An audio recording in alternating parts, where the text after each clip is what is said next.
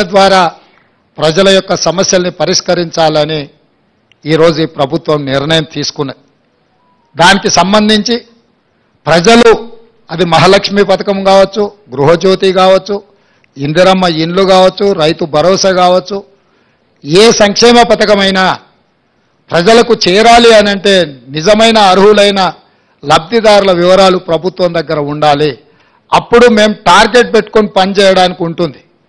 For example 500 రూపాయలకు cylinder కావాలి అని ఈ కార్యక్రమంలో ఒక 50 లక్షల అప్లికేషన్లు వచ్చినాయి అనుకోండి.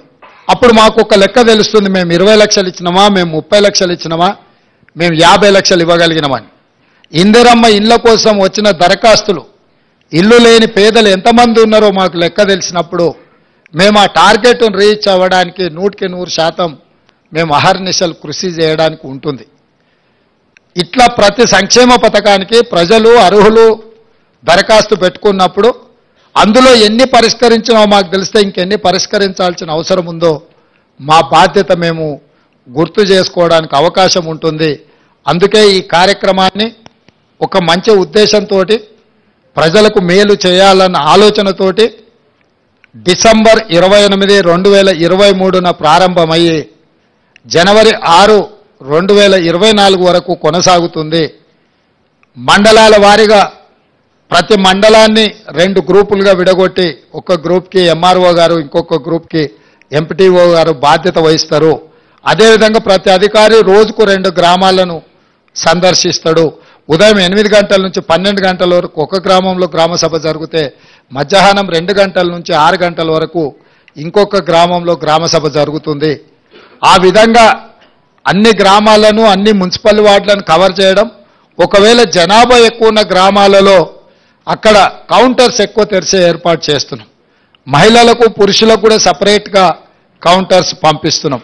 ఇదే కాకుండా డిసెంబర్ 28 నుంచి జనవరి 6 తారీఖు వరకు గ్రామ పంచాయతీలల్లో గ్రామ కార్యదర్శి లేకపోతే అంగన్వాడీ టీచర్లో ఎవరినో పెట్టి అక్కడ అప్లికేషన్లు పెట్టి, ఒకవేళ గ్రామ సభలో అప్లికేషన్లు ఇవ్వలేకపోయిన వాళ్ళు గ్రామ పంచాయతీలో కూడా ఈ పని దినాలలో ఇచ్చుకునే విధంగా కూడా ఏర్పాట్లు చేస్తున్నాం. ఎందుకనంటే ఈ రోజు తప్పితే మళ్ళీ అవకాశం గ్రామ పంచాయతీలలో ఏర్పాట్లు చేస్తున్నాం. అదేవిధంగా భవిష్యత్తులో కూడా నిజమైన లబ్ధిదారులు ఎవరైనా అప్లికేషన్ పెట్టుకోకపోతే తర్వాత ఎంపీడీఓ, ఎంఆర్ఓ ఆఫీసులలో కూడా వాళ్ళు ఇవి తీసుకెళ్లి ఇచ్చుకునే అవకాశం కల్పిస్తాం. ఎందుకనంటే ఈ వారం రోజులు దాటితే మళ్ళీ అప్లికేషన్ పెట్టుకోవడానికి అవకాశం ఉందో లేదో, మాకు వస్తుందో రాదో, ఈ ఒకవేళ అప్లికేషన్ పెట్టకపోతే రాదేమో అన్న ఆందోళన చెందాల్సిన అవసరం లేదు. ఈ స్పెషల్ డ్రైవ్ ఎందుకంటే మీ గ్రామాలకే ప్రభుత్వాన్ని పంపించాలన్న ఆలోచనతోటి, మీ గ్రామంలోనే మీరు ఎక్కడికి వెళ్ళాల్సిన పని లేదు, మీరు ఎవరిని కలవాల్సిన పని లేదు, మీరు ఎవరి కోసమో ఎదురు చూడాల్సిన పని లేదు. ప్రభుత్వమే మీ దగ్గరకు వచ్చింది, మీ గ్రామానికి వచ్చింది, మీ వార్డుకు వచ్చింది, మీ మధ్యలో ప్రభుత్వం ఉంది. ఈ ప్రభుత్వం మీది, మీకోసమే ఏర్పడ్డ ప్రభుత్వం.